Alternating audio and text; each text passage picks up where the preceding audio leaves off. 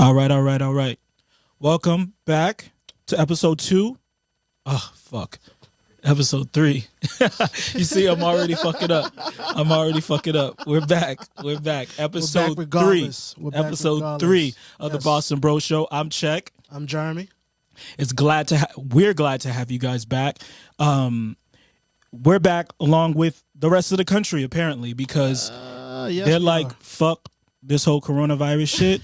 We're getting back to work. Florida, Georgia, stand up. Yeah, for real. Like, wildin'. Yeah, they're tired of staying at home, I guess. They need their haircuts. You know, they need to get their nails done. Gotta hit those beaches. You know, they gotta be, yeah, exactly. All of that shit. So it's like, it's really ridiculous. Like, I'm speechless. Because it's like, this isn't, like, we know coming from Mass, it's like that type of shit just wouldn't happen up Absolutely here. So it's like, not. I don't know what to say. I don't know, like, how to respond to it, honestly, outside of like, well, this is what you voted for. You know? The South shall rise again. In all of its glory. Listen, this whole situation from my point of view is just, all of this right now at this point is a testament to the difference in mentality in this country. Specifically, when you break it down amongst the Democratic political mindset versus the Republican political mindset, the priorities of the past versus the priorities today, and how those past priorities are ringing true now. For example. When times of crisis. Yeah, when you're living in a Democratic state like Massachusetts, we've prepared for these type of things. At least from the perspective of, hey, you know what? If we have a bunch of people that might need to go on unemployment at once, let's make sure our infrastructure to process all of this is correct. Infrastructure, man. Fuck all that, man. Infrastructure if you're paying these taxes, right? No, man. Fuck all that infrastructure shit. Like, no, forget like having, you know, a fund for when things for when things go bad. Fuck. You mean like a rainy day fund? No. You wildin'. Listen. We need. Listen, if that happens, the private companies will save us. Exactly, Check. Exactly. You know what I mean? Let the free market reign. Exactly. Yo, I'm. You reap what you sow. Listen, man, let's listen. Florida may be, you know, God's waiting room, but I don't think the Lord is looking down saying, "Hey, we gotta get the economy rolling again." Yeah. You know, we gotta get these checks. You know, I don't think the Lord is that's what he's looking for right now. But you know, who knows? What do I know? Yeah. What do I know? Right? But yeah, you had like the breakdown, right? Yes. Yeah. Well, so we know like what exactly is actually going on right now in the reopening of these states. Mm-hmm. So specifically right now, Florida and Georgia are both going to be reopening their economies as of April 30th. Yes, as of April 30th. So at the end of this month, they'll be opening back up completely. They've already taken steps to reopen slowly. Like in Georgia particularly, they're allowing like hair salons to open up. They're allowing restaurants to open up. Down in Florida, the governor down there is allowing beaches to open back up. They shut them down for like maybe 2 or 3 days, I guess. So the beaches are opening back up so everybody could hoard together once again. You know, shout out to all those spring breakers who had their trip ruined a few weeks ago. Yeah. You guys can get back out there to the beaches. Yeah, trying to make it up. And if you love grandma or granddad and they're in a nursing home in Florida right now, you know, call them and wish them best and good luck. Yeah. Because that Rona is coming. Yeah, it's this. And for me, the most disappointing part of all this is, in particularly, when I watched the Republican governor speaking about this in general, but more specifically, the Republican governor out of Florida, who, correct me if I'm wrong, interweb, I believe his name is Robert DeSantis, the current Republican governor of Florida. And when I watch him speak about this, it's so just business oriented. Yeah. You know, so we got to get back to business. Yeah. I'm like, I'm sorry. What type of business is going to be taking place when everybody's sick and dying? No. I mean, what's the push? Like, people from up north aren't going to be hopping on planes anytime soon to go down to Florida and hit the beaches. No. You know, no. Now I definitely understand, hey, if you're in Florida, you might be going a little stir crazy because they shut you down for, 2 or 3 days. I don't want to hear none of that shit about them going stir crazy. They got fucking beautiful weather, all of that shit. It snowed in Boston last week. Yes, it did. It snowed. We couldn't go somewhere if we fucking wanted to. Fuck all that. Excuse my language. But forget all of that stir crazy shit. Nah, man, you gotta understand though. People need to get out there and hunting. Yeah, they gotta. You know, I mean, out in Atlanta, they gotta go catch a lick at the strip club. There's nothing to do out there.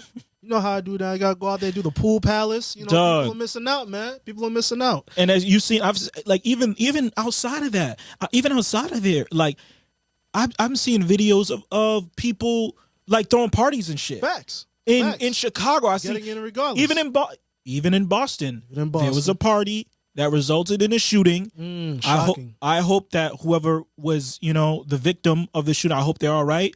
But like, come on, man. People have no chill, bro. What are you doing outside, man? Listen, check it. Obviously, you don't respect American freedom. You're right. All right. Yeah. Don't tread on me. Don't tread on me. I have the right to go out there and get sick and die if I choose to go out there and get sick and fucking die. It's some bullshit, man. It's some bull. It's just like, because I'm trying to think to myself, like, all right, if I was 20 years old, 21 years old, would I be able to chill? Like, would I be able to stay inside? I think I would. You definitely would. I think I would because I understood and I understand how this is serious. But, I mean, what can I say?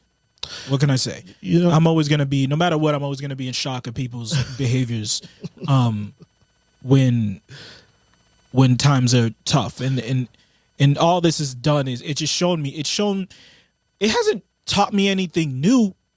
It's just, this is like the true practice. Like we've had like little things, everyone has like those kind of thoughts, like what would happen if this country was like, if the world was really in danger and how would we react and all these things. And safe to say, like overall, I'm not disappointed in everyone. I think that the world reacted not as best as it could, but it did react. It didn't just fucking brush this thing off. But in these little small pockets, and these little small pockets is always going to be idiots. And I wouldn't think that the idiots would be on such a grand scale. You did it? Really? No, like I thought that, not that I didn't think it would happen. It's just that like, I didn't think that we'd really sit up here and be having to see states having to, in this scenario, like such bad management from a federal level that like we have states creating coalitions together and to stay closed because we're close to each other. Let's work together. The Massachusetts, New York, New Hampshire, Vermont, Connecticut, like those states that border each other. It's like we're creating new colonies. Yeah, exactly. That's what I didn't expect. That's what I didn't like. I was like, because I thought you asked me this, of course, under the Obama administration, you asked me something like this would happen. There will be federal regulations that would drop down. There would be no, we're going to leave. Of course, we know that the states are the Shout out to Barry. We miss you. Yeah, shout out to Barry again. We miss you so bad, bro. Yeah. I knew that there would be, under Barry, I thought that, I know that the states at the end of the day have the power. The federal government does not have the power to tell you to open your state or close your state. Yeah. They don't.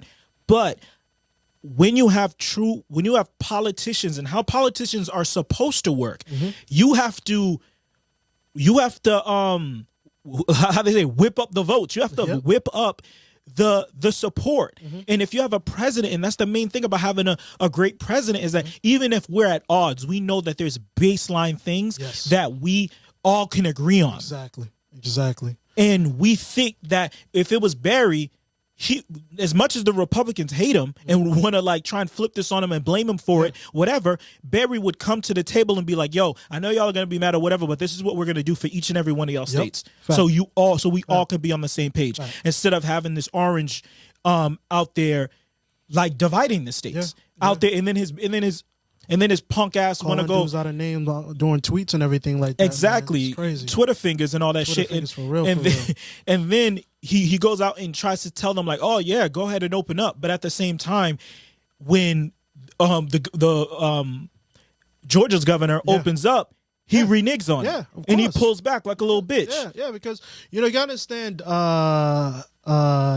Donald's strategy. Okay, he's all about pleasing the crowd, while at the same time shunning all type of responsibility for what the crowd does. So he'll say things to incite people.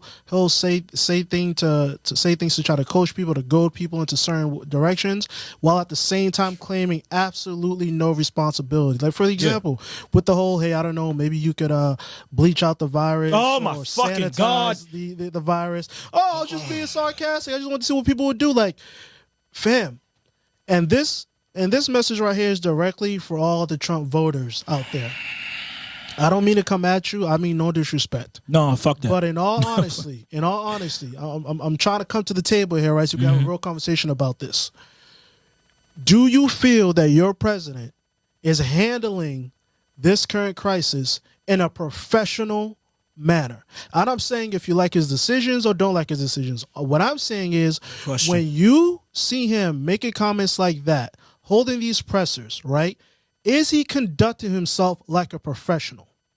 Meaning this: if this man wanted to walk into your home and do business with you and your family, would you feel comfortable with the way that he talks, the way that he walks, the way he addresses, the way that he jokes about things that shouldn't be joking about? They absolutely wouldn't, because these are southern Midwest states. This dude is a Yankee.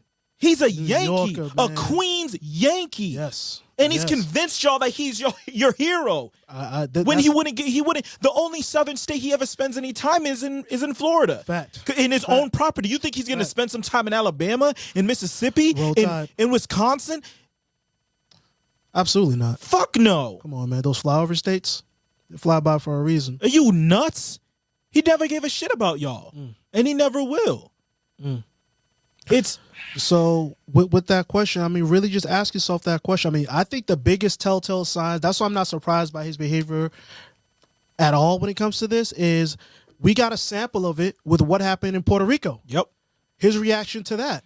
And all I kept thinking was, when I'm going online and I'm seeing people laugh about it, specifically his supporters, like, yeah, look at him tossing the paper towels at those people, et cetera. So I'm like, fam, what do you think is going to happen when something like that happens here? In your state. Someone who shows that love, that lack of empathy, that lack of sincerity, that lack of caring about your fellow human being. Those people in Puerto Rico, whether they're a part of the United States or not, they're human beings. Yeah. And the way he conducted himself with that, the disrespect he showed their politicians, trying to clown them on Twitter, calling them out their names, et cetera, et cetera. Did you not think he would do the same thing if something was to happen in the homeland? Come on, stateside, come on. So none of this, in terms if you of his didn't behavior, support surprises me at all. This is Donald Trump we're talking about. Yeah, if you didn't vote for me, it's fuck you. And even if Straight up. even if you did vote for me, you're a sucker. Yeah. Look him up. Look up Donald Trump online when he talks about back in the day how he would run his campaign and whether or not he would run as a Democrat or a Republican. His words, not mine, and I'm not going to quote him, but essentially were, I would vote as I would be a Republican candidate because the Republican voters are stupid. They're dumb. Mm-hmm. That's the New York Yankee Donald Trump speaking. Yeah. And the approach that he's taken, when you see the way he holds his campaign rallies, the goading, the coaching, the placating, the pander he likes to do. I mean, that's all it is. He's gonna keep throwing out testers, saying certain words. Wait for the cheer, wait for the applause. Oh, you guys like that, huh? You like that? Oh, you like it when I call them animals. Yeah. You like it when I call say lock her up. Lock her up, shithole countries. You like when I say fake news. That's why I know what to give you guys. I'm gonna give you guys that then. But at the end of the day, it's like, what Trump supporters are watching this podcast, and it's like, and on top of that, there's literally nothing you can say to a Trump supporter at this point. What, like, in 3.5 years, they've given you example after example after example after example after example to show how shitty of a human being this dude is, how shitty of a human being, how bad of a businessman he is, how disagreeable he is, how arrogant he is, how all these things, and they still support him. Yeah. So what that's can I? Loyalty. That's loyalty. Like, what could we? What could we say at this point?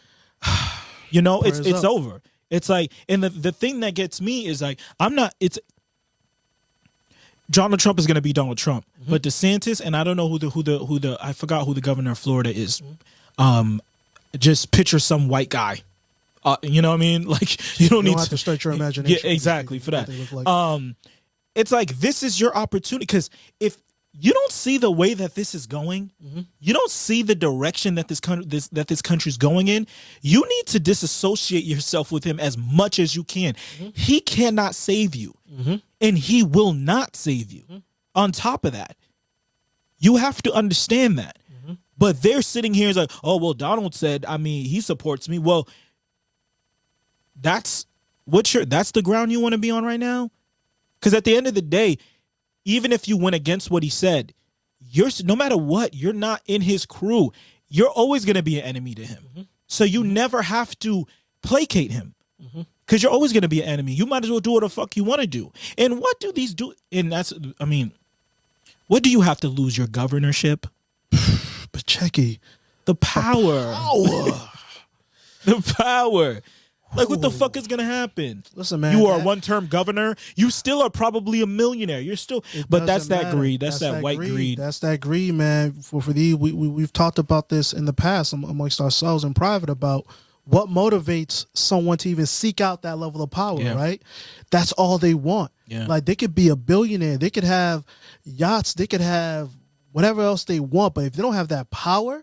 Yeah. And particularly the power to dictate how other people live their lives. Yeah, because that's the only thing. Matters. That's the only thing sweeter than money. Nothing else matters. The only thing sweeter than money. You think Nancy Pelosi has been a career politician from being a state representative in California all the way to a federal congresswoman now? You know, because she likes people? No, she likes power. Now, she may like to have that power so she can help people, but don't get it twisted. She's no different from any Republican out there. Yeah. It's the power they seek out first. Yeah. For their own reasons. And Lord willing, those reasons are admirable reasons. They're righteous reasons. Yeah. You know? No, I want this power so I can bring positive change to people, to the masses. That's hopefully that's the reason. But unfortunately, from my point of view, I want to say more often than not, but often enough, it's just for the sake of having the power, period. Yeah. And be able to just be able to have it and do with it as you please. As you please. Shall interfere. But you know, shout out to Bane. But yeah, shout out to shout out, millennials. This is the time. You know what I mean? Like, yes, it is. Florida, yes, it Georgia. It's about to be a mess. It's about time to, you know what I mean? If you had any money, you wanted to buy that home, buy some land, buy a couple acres. Georgia's looking pretty good right now, because the way that the government, the way their government is set up, you know what I mean? Like, it's built to collapse. Yeah, it's built to 100% collapse. This also goes into what the majority leader Mitch McConnell was saying as well about how, maybe we should let the states go bankrupt. Really? Oh, that's what we're doing? What states? What states in particular are you talking about, Mitch? I want people to really hone in on that comment right here. Okay, you have a senator stating that he feels. I'm not sure if he's a senator or a congressman. Mitch McConnell. Either way. He's the majority leader of the Republican Party in the House or the Senate, not positive, right? Very, very powerful individual, okay? He basically just stated he feels comfortable with states going bankrupt. So that means he feels comfortable with essentially the U.S. dollar collapsing. Mm-hmm. He feels comfortable with your property values collapsing. Yep. He feels comfortable with your employer's companies collapsing. Therefore, he feels comfortable with you, the American citizen, collapsing. But who isn't he comfortable with collapsing? Himself. The banks. Fact. The fucking all types of markets that they're all willing to bail out. Well, the first people they took care of. But at the end of the day, at the end of the day, when he says things like that, and you ask yourself, what states is he talking about that he's willing to let collapse? It's not Massachusetts. We Gucci out here. We're fine. We gonna make it. Massachusetts, New York. It's funny. It's funny. It's funny that the states that need the most help, that will collapse, are the motherfuckers that are so gung ho willing to like absolve these stay-at-home orders. They're so willing to. They are the states that takes the most federal funding. These Republican red states that take the most federal funding, and then they tip their nose at states like Massachusetts, New York, California, who take the least, while contributing the most. Yep. And they're the ones talking about these handouts. Everybody's looking for handouts. Yep. And when socialism. And when we say they take this funding, specifically we talk about people who are on Section 8, people who receive food stamps. We're talking about the type of help that truly helps an individual survive. These are the states that reach with their hands out, asking for the most money. New York contributes well over $100 billion, to federal subsidy programs. They take the least. A state like Kentucky contributes maybe anywhere in the ballpark of $5 to $15 billion to that same pot, and they take the most. These are the states that will be affected the most. These are the states that will collapse. Just like that. But but also we were discussing like that.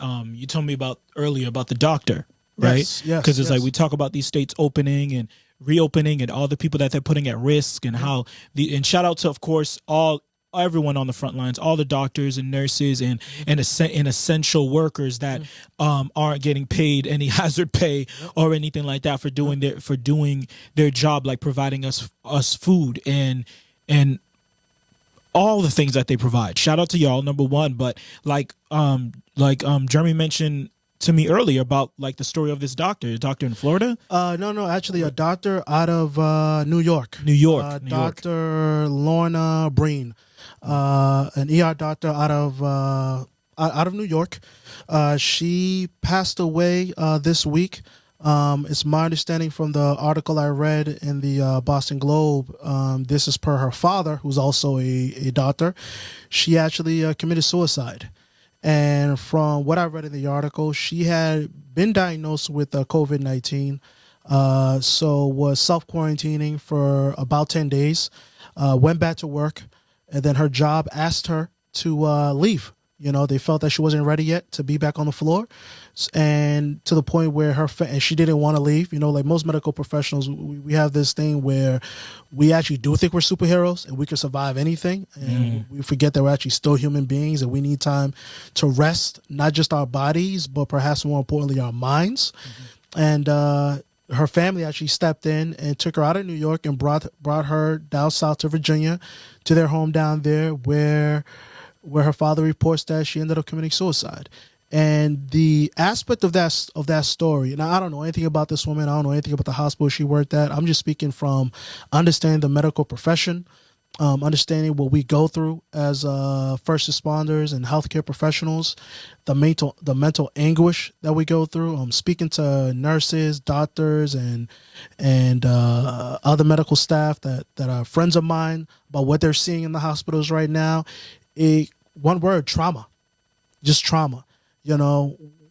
We can only see so many people die in front of us. We can only see so many people get sick. We could only see these things so often, combined with coming to terms with the reality that there's nothing I can do to help this person. Yeah. I can't even make this person comfortable right now. All I can do is watch them die this horrible death and document on it and write a report on it. And that's very, very traumatizing. And for someone alone, like they can't, their family's not around, their family can't see them. They're, all of like really put yourself in their position of constantly seeing this, and then what is going to be the plan for them outside of this when all this is over? They're just supposed to go back to work, business as usual, like no type of counseling, therapy, none of that shit. Nah, we're superheroes. Chuck. Yeah, we're superheroes, and that's one thing I also want to touch base on as well. It's like we gotta. I appreciate this narrative out there that the media is trying to push. You know, these nurses and doctors and heroes, cops and EMTs, first responders. They're all heroes. I appreciate the sentiment, but what ends up getting lost in that is people actually start to believe it, and they think that we are not hurting as well. You know, they think that we're fine, and this stuff rolls off of our back. It really doesn't. You know, online I've seen a lot of medical professionals take to Twitter and Instagram and Facebook and all these other platforms to post videos of them, raw videos of how they feel coming out of a shift. Yeah. And one thing I want to let you guys know is that feeling may be stronger and more powerful today considering the circumstances, but that feeling is with us consistently. You know, Lord knows how many patients I've seen pass away. Lord knows how many patients my nursing instructors saw pass away before they got to class and would educate us about nursing and everything we have to learn to prepare ourselves to be out there in the field. You know, these things hurt. And when the media is out there calling us heroes, people associate heroes with being, you know, painless. Invincible. And that is not the case. So to all my first responders out there, the nurses, the cops, the doctors, the EMTs, even the secretaries, you know, who are there right there next to us seeing what's going on, please, you have got to find a way to decompress from all this. I know a lot of people are pulling double and triple shifts now, and it is just not healthy. And you gotta take some time to take away. You're only human. You're only a human being. Yeah, because if your family hasn't been directly touched by COVID-19, which all of my friends, there's someone in their family that's positive. If they aren't positive on that, if you haven't been affected that way, living in Mass, you've been affected the other way. Partners, which is like Mass General, Brigham and Women's, like all these hospital systems, Partners is the biggest employer in Massachusetts. Yep. The biggest employer. Yep. If you live in Mass, someone in your family works for Partners. Either they're a doctor, they're a nurse, or a janitor, secretary. Everyone. Everyone has people working in these hospitals. If not one, more than one. Yeah. Like in this family, how many nurses do we have in this damn family? You know, how about within a 10-mile radius? Yeah, like you know what's nuts? You'd probably be better off in our family directly. You'd be better off finding someone that doesn't work in the healthcare field. Yeah. You know what I mean? That's a shorter list. Much shorter. So it's like it's really it touches us in so many different ways. So it's like Jeremy said, please, if you can, take time to decompress. If you feel like you're overwhelmed, step away. Step away. You're still amazing. You're still a hero, but at the same time, you have to take care of yourself. If you can't, it's like when, you know what I mean? Even Superman had the Fortress of Solitude. Yeah, exactly. Batman had his layer and his billions, Facts. Excuse me. Hey, don't you ever disrespect Bruce. Billions. You know what I mean? Respect the bag. You know what I mean? His like fucking caressing him at night, money bags and shit. All of that, you know? And it's like, so please take care. And I know how women, and it's mostly women at the end of the day, right? It is. And we know, and that's another thing. It's like it's like that multiplier too. It's like it's women out there. Yeah.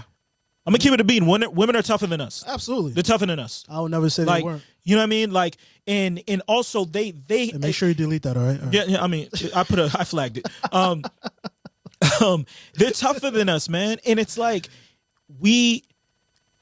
we do that shit too, like the narrative, that multiplier narrative of women and how much they can take and this, that, and the third. And it's like we're so used to like men being soldiers on the field and women being soldiers in the hospital, and especially these especially the nurses, you know. And then on top of that, like we have all of those materials that won't be handled by the doctors or the nurse that fall on the custodial people of the hospitals. Those people that need those, they don't have the nurses or the doctor's salary, but they're the ones that are going to handle all of those materials that are, you know what I mean? Do they get the same mask, gloves, all those things, straight gown, shield that the doctors and nurses get?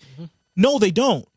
You know, those go first priority to the doctors and nurses. So it's like, I'm talking about them too, all the mothers. Like, we gotta take care of each other, and we know it's a lot of black people. Yeah, black people are getting affected. Number one, affected by this, and then on top of that, they're the ones that have to work, come home to their families, all this, you know, like think of that person, that mother that is a custodian at Mass General or Children's or Brigham's or any one of these hospitals. She still has to work the same hours she was working before. Now we're paid. Now her job is much more dangerous, and she still has children to come home to. She got to cook for them. She got to like all of these things, you know. We got to protect our women, man. We got to like. I'm sure our president will help us protect our women. Yeah, you're right. You know, I'm sure Donnie's right on it. He'll grab him. He'll grab him right by the pussy. Jesus I got you. I got you. Oh, man. His words, not mine. Just saying. All right, so enough about time for some good news. COVID and all that other shit. That shit's, I mean, it's in the new, it's what we have to do, right? But the other thing that happened over the weekend was the NFL draft. A glorious event where the holiest of days. You know what I mean? Where hope is restored or fucking dashed in the case of fucking Aaron Rodgers and shit. And yo, shout out to AR, man. You deserve better. Fuck that nigga. You deserve better. No, he don't deserve better. He don't deserve better. I don't know. I have a hard time feeling bad for Aaron Rodgers, only because I saw the numbers. He only had one first-round draft pick. They don't pick first round. But at the end of the day, they've been competitive for all these years because they've been drafting all around them. And it's like, they do a good job of bringing people in through free agency as well. Right. Draft isn't the only way to build a team. Yeah. And like y'all told me that Aaron Rodgers is so great. And he, you know, I mean, this is what y'all wanted, right? He's all about fucking Cheesehead Nation and all that other shit and saving money, even though, you know what I mean, and all these other, you know, so shout out to you reap what you sow, and y'all knew this years ago. It's 2020. He got drafted in 2005. This is 15 years of this shit. So don't tell me now, after all this time, it's not okay for them to draft another quarterback. They need another quarterback. Like, he's 36 years old. He's older than Brett Favre was when Aaron Rodgers was drafted. You know, and that's something that threw me for a loop, you know? But nevertheless, we're a Boston podcast, and we want to fucking talk about the Patriots. Yes. We want to talk to Bill. Great job, Bill. We love you. Always and forever. Do we? No, I'm playing. No, yeah, we want to talk about Bill. We want to talk about this fucking, about the draft pick. Oh, the controversial. Yeah. Let's talk about the draft pick. You know, interesting. So we drafted a kicker. Yeah. We drafted a kicker. Shout out to, because we cut Steven Gostowski. Shout out to the GOAT. Shout out to the GOAT. You know what I mean? We knew it was coming. You know what I mean? Like, so shout out to him. Thank you, Steven. 3 Super Bowls later, thank you. But we needed to draft another kicker. We needed, you know, we had some bums last year. We was signing dudes off. Of bums out there. We was signing dudes off the street to come fucking kick for us, and fucking kicking 40% from the field and shit. It was terrible, but that was the least of our worries with that team last year, offensively. But we needed to draft a kicker, so we drafted, what's his name? His name is Justin Rowisser. Yes, we drafted him in the 5th round with pick number 159.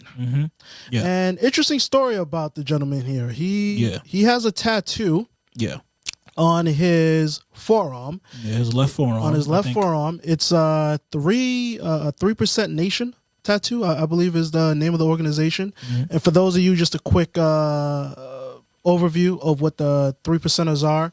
They're essentially a group of Americans who go off of this idea that, hey, you know, during the American Revolution, it was only 3% of the population that was actually fighting. And you never know. The next time America needs another revolution, it's only going to need 3% of us to get the job done. Yeah, I don't know why I speak in that accent, but you guys know why I speak in that accent. Yeah, I mean, because you got to, when it's ignorant, you got to sound it. No, I'm fucking with you. I mean, not everyone that speaks with a Southern accent is ignorant, but a lot of them are. You sound like such a New England liberal elite. My goodness. That's literally what this podcast is. Hold on, let's get this clear. If you are mistaken that this wasn't a northeastern biased elitist conversation weekly, I apologize. But so sorry. Yeah, for real. Like I apologize because that's exactly what this shit is. Right. But yeah. So Justin stated that, hey, first and foremost, hey, you know, I didn't know what this tattoo meant. Of course you didn't, I'm going to get it covered up. I'm sorry, you know, like when I first got this tattoo, it meant one thing. I hate to see it's evolved into something else. Don't worry, I'm going to cover it up. I'm going to get rid of it. Should always be evolving into something else for white people. Listen. First and foremost, let me just say this. First, I'm gonna give Justin the benefit of the doubt, only because I've heard countless stories of people who have gotten tattoos. Number one, thinking that it meant one thing and it meant something else. Number two, knowing what it meant, but it came out the wrong way. Like they wanted to get like Chinese caricatures writing out peace and kindness. Yeah, we know them. We know. Reading out, go fuck yourself. Yeah. You know? Mm-hmm. So on the surface level, I want to give him that benefit of the doubt. Hey, you know what? Maybe he got this tattoo at a time. He saw one of his boys rocking it, and his boys bagging all the bitches. Like, yo, I want to bag some bitches too. They love his tattoos. I'm getting the same fucking tattoo, and I'm rocking that shit. He didn't think he was going to be going to the NFL when he was 16 or 16 when he got that shit, you know? But maybe he did. And perhaps I'm wrong. Maybe he's a bigot. What I'm saying is I'm going to give him the benefit of the doubt, showing after seeing how contrite he's been in terms of saying I'm going to get it removed. I didn't think it meant this, et cetera, et cetera. I'll give him the benefit of the doubt. I'm not giving him shit. Got you. I'm not giving him a fucking thing. Because number one, you're responsible for what the fuck you put on your body. Absolutely. You're responsible for the symbolism, for this, that, and the third. Number two, at first he said he was going to cover it up. Mm-hmm. He was going to cover it up. Mm-hmm. And no one, of course, and I'm going to get into how this whole shit was handled too. Mm-hmm. And how these news outlets try to like brush the shit under the rug in the way that they handled it. Mm-hmm.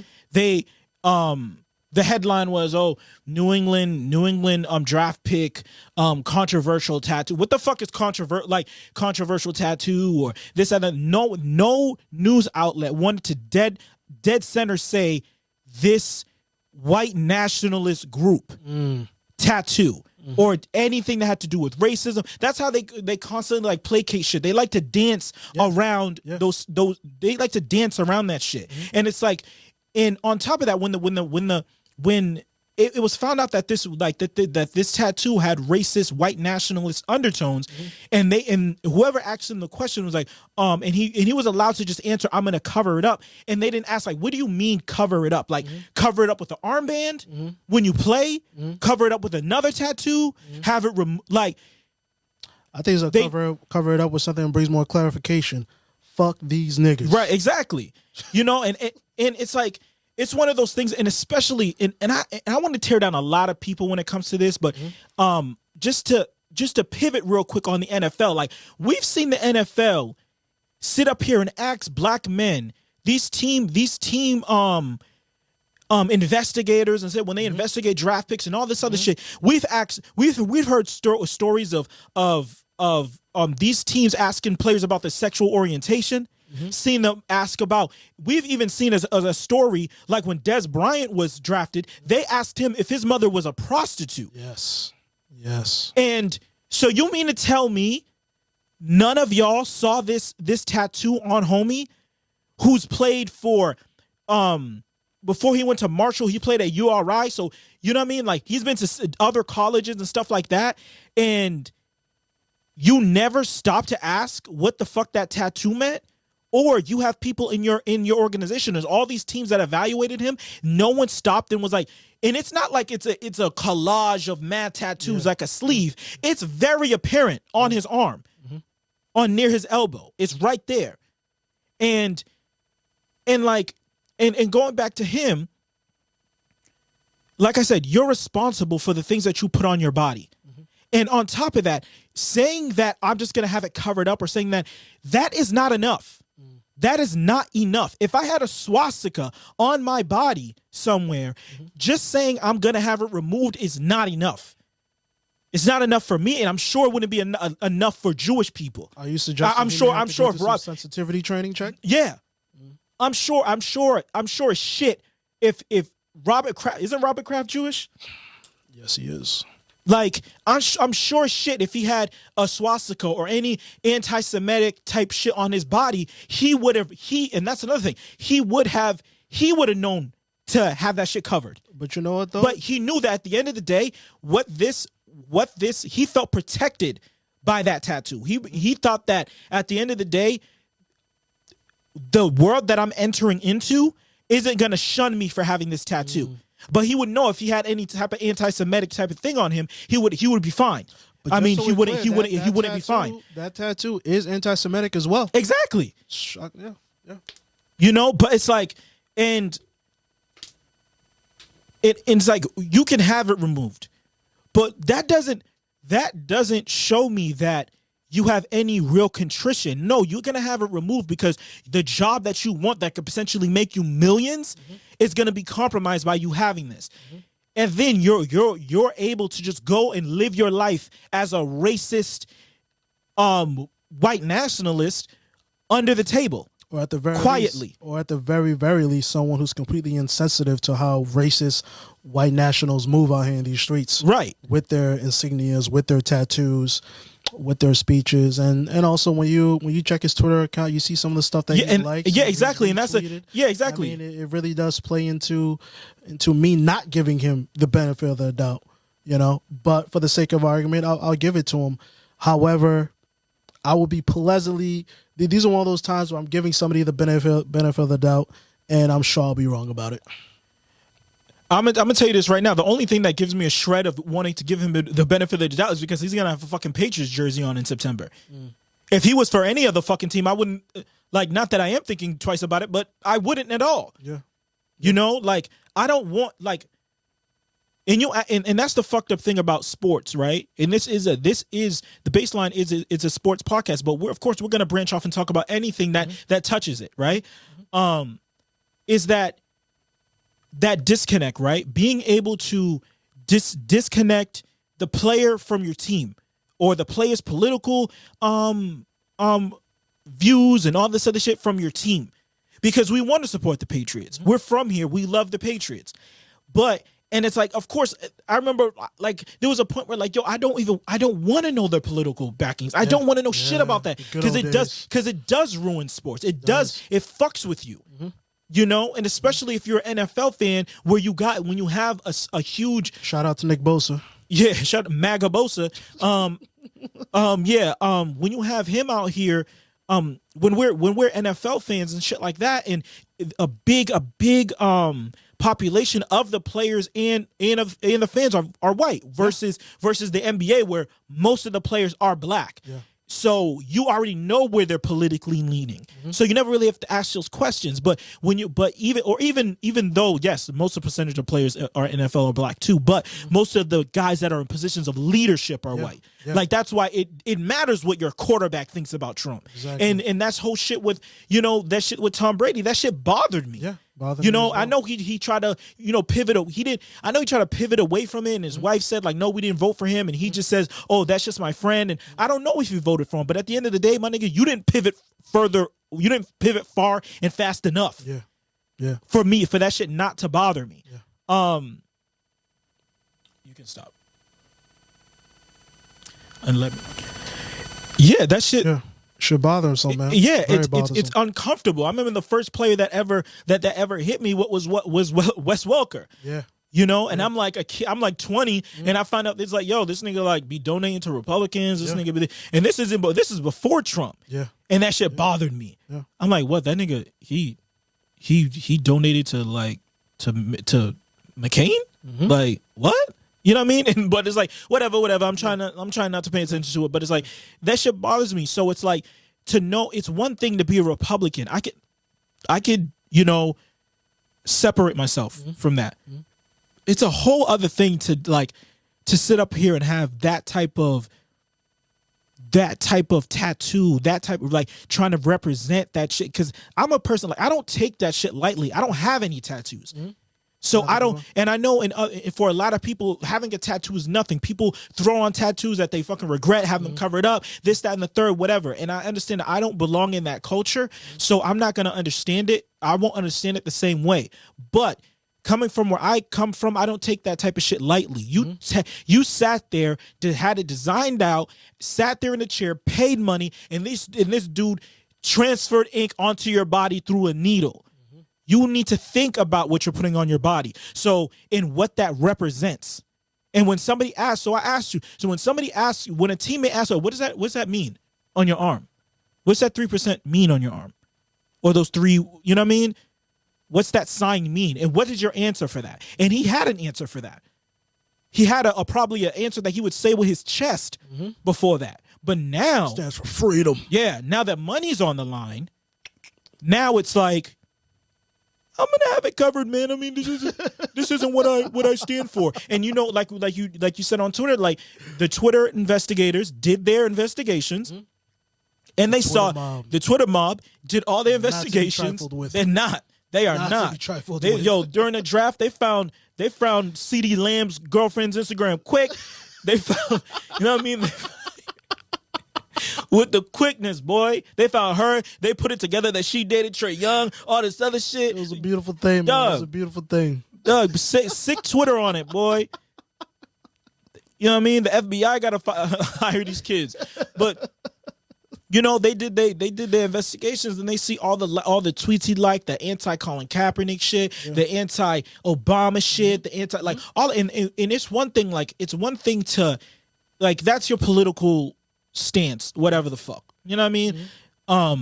It's one thing to have a political stance, a right-wing political stance. I'm not gonna not draft you because you're a Republican. I'm not gonna not draft you. I'm not gonna say you shouldn't earn money with my team. Yeah. But if you're gonna tattoo on yourself, it's one thing to even belong to the very strong statement if you're gonna take it to a point where you get the ink put on. Yeah. Know what I mean? Straight up. And it's like, and then you saw the responses from the, like, on that site, people put up like, oh, when the statement came out that he was gonna remove it, how people were commenting like, oh, he's a poser, the people that belong to that group, about that life, that life coming at him now because they know what it is because he's right there with them. You know what I mean? And like I said, not like I said, but don't take our word for it. Do your own research on the 3%ers. Do your own research. Don't take our word for it, and see how you feel. Because at the end of the day, I'm gonna be conflicted when that dude goes under when he's at the line going for a 30-yard field goal or some shit like that. You know, and we're ushering in a new time in the Patriots franchise, and it's like I don't want to start off on this foot. Like, I just don't. Well, no, this foot, no pun intended. Yeah, like, I don't want to. I'm trying to, like, I want us to sign Cam Newton. We're going to have the new jerseys up in there. Like, I don't want to see this dude, like, when the game on the line, whatever the fuck his name is, comes up, and that's all I can think about. Yeah. And I kind of want him to miss the kick and miss enough kicks so Bill can cut his ass. Yeah. That's not how I want to feel. But, I don't know. Man. I know. We should just need to practice forgiveness, Jack. Open up our hearts and forgive. What was the forgiveness for Colin Kaepernick? Well, check it. He took a knee and he disrespected the flag. Yeah, man, you're right. He took the knee and he disrespected the flag. Yeah. You know, you cannot disrespect the flag in America. You cannot. Yeah. Not under any circumstances. You know, you just can't do it. America will not stand for it. America will not have it. You disrespect the flag. You disrespect our soldiers who fight for our freedom. Oh, the soldiers that got to pay for them to advertise for the Army during the NFL games? Jack, these facts you keep bringing into our discussions, Right. man. This Yeah. isn't good. My This fault, isn't my good. fault. Just put your hand over your heart. Right. Sing the Pledge of Allegiance. Do they say the Pledge of Allegiance? What was it? The National anthem. Sing the national anthem and just block out those silly facts, just block out those silly facts.